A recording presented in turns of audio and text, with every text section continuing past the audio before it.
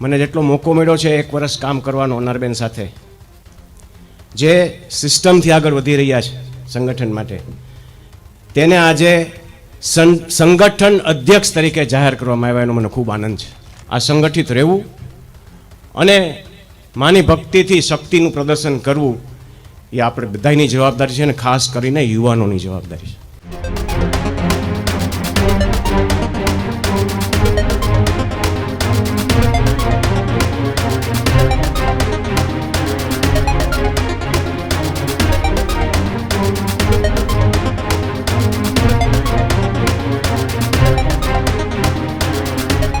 સમાચારોમાં આગળ વાત કરીએ તો એ જ ખોડલધામની અંદર આજરોજ જ્યારે કન્વીનર મીટ યોજાઈ હતી અને એ જ કન્વીનર મીટની અંદર સમગ્ર ગુજરાતની અંદરથી જ્યારે ખોડલધામના કન્વીનરો ઉપસ્થિત રહ્યા હતા, ત્યારે એ જ કન્વીનર મીટની અંદર ચેરમેન નરેશ પટેલે મોટી જાહેરાત કરી હતી.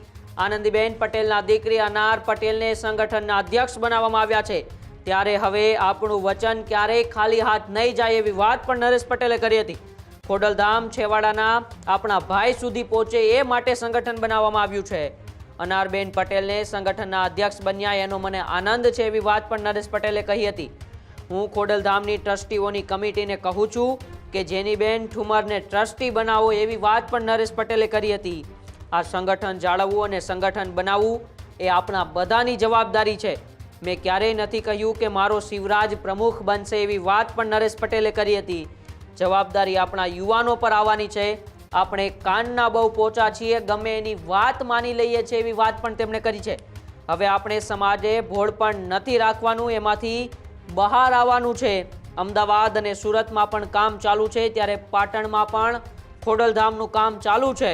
આવનારા સમયમાં સ્ટેચ્યુ ઓફ યુનિટી ખાતે પણ સોમનાથ જેવું ભવન બનાવવામાં આવશે તેવી વાત નરેશ પટેલે કરી છે.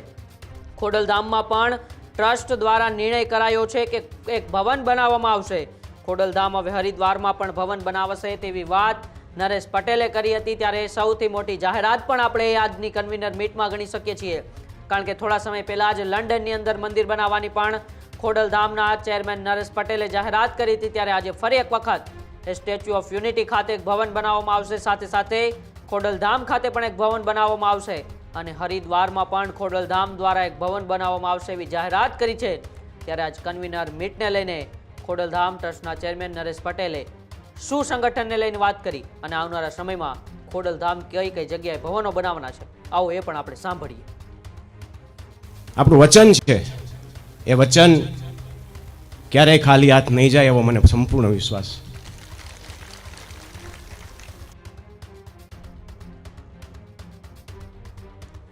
છે. બોલી લે એટલે અમારે બોલવાનું કઈ રહે નહીં, બધું બોલી નાખ્યું હોય.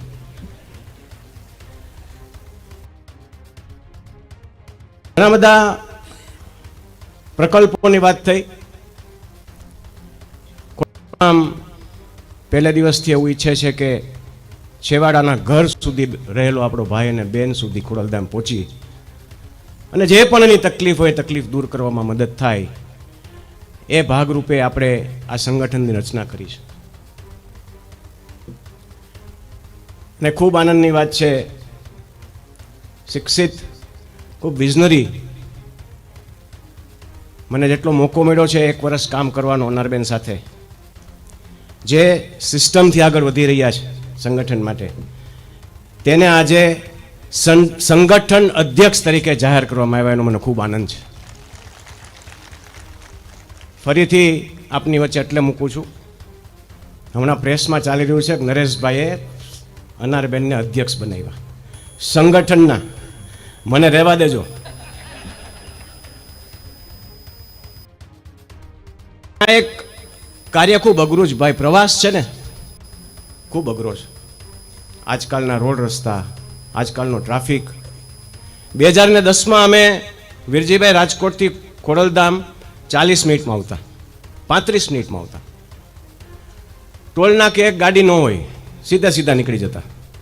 આજે ટોલ નાકાથી અહીંયા પહોંચવામાં અત્યારે તો રોડ બને છે 2.5, 3, 3.5 કલાક, પણ એમનેમ પણ રોડ નહોતો બનતો ત્યારે 2 કલાક ઓછામાં ઓછી અમને અહીંયા આવતા થાય છે. અત્યારનો પ્રવાસ ખૂબ કઠણ છે અને એ પ્રવાસ અને એ વ્યવસ્થા, એ માળખું, અત્યારની બધી પ્રભુએ જે આપેલી આપણને અત્યારે વેધર છે જુદી જુદી પ્રકારની, કમોસમી વરસાદ, ક્યારે ઠંડી પડે ક્યારે ગરમી પડે આપણને કંઈ ખબર ન હોય, એમાં પ્રવાસ કરવો ખૂબ મુશ્કેલ છે.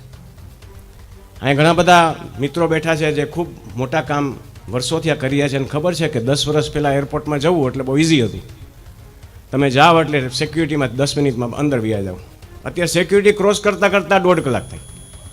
આ પરિસ્થિતિમાં પ્રવાસ કરવો ખૂબ અઘરો છે. અને ત્યારે આ આખી ટીમ, અનારબેન, જેનીબેન, અમારા વડીલ જસુમતીબેન, સાથે સાથે ગોપાલભાઈ, મયુભાઈ, મનોજ અને હસુભાઈ, તમને જેટલા અભિનંદન આપું એટલા ઓછા છે, કારણ કે આ પ્રવાસ કરીને આપણે ખૂબ મોટું કાર્ય કર્યું છે. સંગઠનની વાત કરું છું તો સંગઠનની વાત પૂરી કરું કે અનારબેન એક સ્ત્રી શક્તિ હોય એની સાથે એક મજબૂત સ્ત્રી પણ એને જોઈ, અને એવી જ રીતે જેનીબેન એનો ખૂબ સાથ સહકાર 1 વર્ષ માટે આપેલો છે. ત્યારે આ મંચ ઉપરથી હું આપણી જે ટ્રસ્ટીની કમિટી છે એને ભલામણ કરું છું કે બેન જેનીબેનને ટ્રસ્ટી તરીકે આપ નિમણૂક કરો.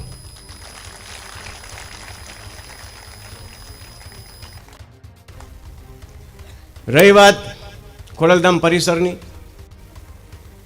અનેક દાખલાઓ, અનેક એવા વિચારો અહીંયા મૂકવામાં આવે છે. પટેલ નહીં પણ અનેક સમાજના લોકો આવીને સીધા દંડવત પ્રણામ મને કરવા આવે છે કે ભાઈ આવું પરિસર નથી જોયું, આ ચોખ્ખાઈ નથી જોઈ, આ વ્યવસ્થા નથી જોઈ. એના બધા કારણ તમે બધા બેઠા છો ઈ છો. આ એક હાથે કશું થતું નથી, એક હાથે કશું થતું નથી. અને ત્યારે આ સંગઠન જાળવવું, આ સંગઠિત રહેવું અને માની ભક્તિથી શક્તિનું પ્રદર્શન કરવું એ આપણે બધાની જવાબદારી છે, અને ખાસ કરીને યુવાનોની જવાબદારી છે. આજે અમે છે, કાલ નથી. મેં એવું ક્યારેય કીધું નથી કે મારો શિવરાજ બીજો પ્રમુખ બનશે, એવું ક્યારેય નથી કીધું. જવાબદારી તમારા માથા ઉપર જ આવવાની છે, યુવાનોની ઉપર જ આવવાની છે. ત્યારે યુવાનો સંગઠન માટે આગળ આવે અને લેવા પટેલ સમાજને એક એવા તાંતડે બાંધે કે કોઈ પણ હોય, સરકાર હોય કે કોઈ પણ વસ્તુ હોય, તમારી સામે આંગળી ન ચીંધી શકે. ઘણા બધા પ્રકલ્પોની વાત હમણાં કાવાણી સાહેબે કરી.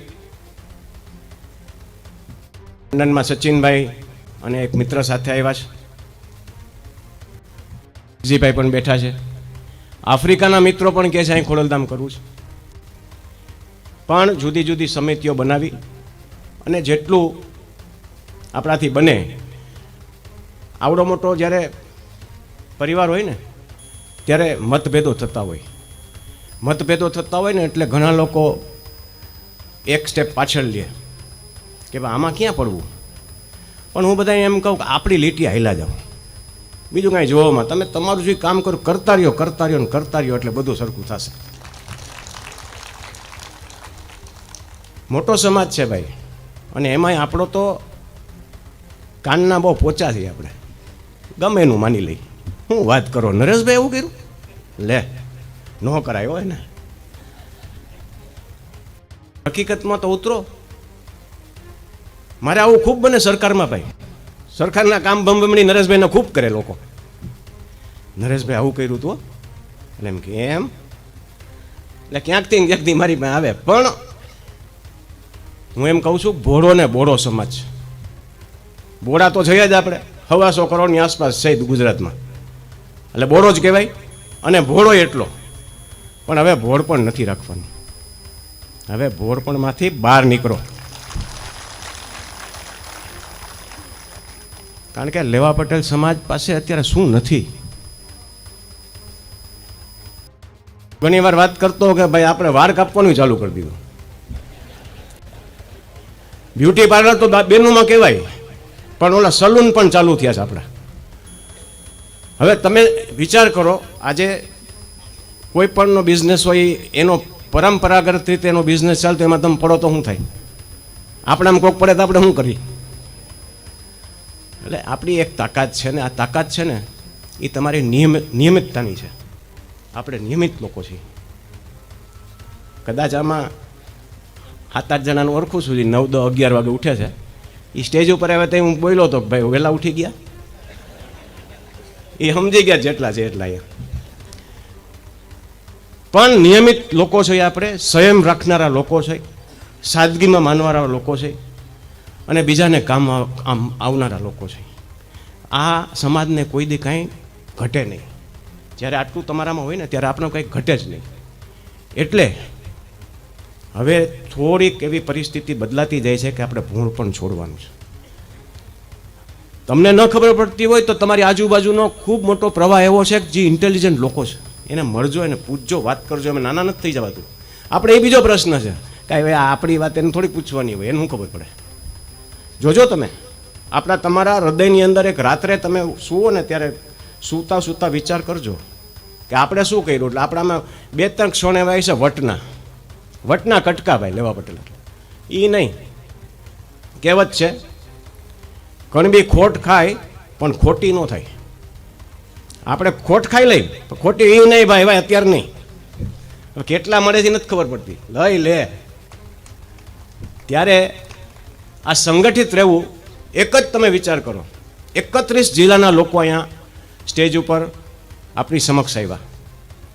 આજે તમે પ્રવાસ કરતા હો મહીસાગરની અંદર અને તમારી ગાડી ટચ થઈ, કોકને હાર્ટ એટેક આવ્યો, કોકને લાગી ગયું, અને મહીસાગર જિલ્લાના ખોડલધામ કન્વીનરનો નંબર પર તમારી પાસે હોય તો કેટલી સરળતા થાય તમે વિચાર કરો. આ તો બહુ નાનો દાખલો હું તમને આપું, પણ એવો જ ધંધાકીય રીતે વ્યવહારમાં સમાજની અંદર ઘણા બધા ઇન્ટરચેન્જ કામ કરી શકશું આપણે. ત્યારે એક જિલ્લામાંથી આવેલા તમામ મારા ભાઈઓ બહેનોને વંદન કરું છું અને મા ખોડલ હંમેશા આપ સૌને આનંદમાં રાખે એવી પ્રાર્થના કરું છું. એક વિશેષ જાહેરાત કરી અને મારી વાત પૂર્ણ કરવા માગું છું. આપને જેમ કીધું હમણાં હરેશભાઈએ, પાટણની અંદર કામ ચાલી રહ્યું છે. ટૂંક સમયમાં પાટણ આપણે વિધિસર ઓપન કરશું. એ જ રીતે અમદાવાદ, સુરત અને ભાઈ વડીલ શ્રી પ્રવીણભાઈના નેજા હેઠળ સ્ટેચ્યુ ઓફ યુનિટીમાં જગ્યા લેવાઈ ગઈ છે. ત્યાં સોમનાથના જેવું એક ભવન ટૂંક સમયમાં આપણે ઊભું કરવા જઈ રહ્યા છીએ.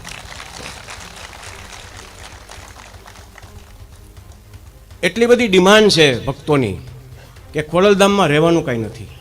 એટલે ટ્રસ્ટે નિર્ણય લીધો છે ખોડલધામમાં પણ ભવ્ય ભવન બનાવવાનું નિર્માણ હવે શરૂ કરવા જઈ રહ્યા છે. સાથે સાથે બધાને મજા આવે એવી વાત કરું છું. ખોડલધામે બહુ ટૂંક સમયમાં એટલે કે હમણાં જ 1 અઠવાડિયા પહેલાં જ નિર્ણય લીધો છે કે Somnath, Khodaldham, statue of unity અને સાથોસાથ હરિદ્વારમાં ભવન કરવાનો નિર્ણય લીધો છે.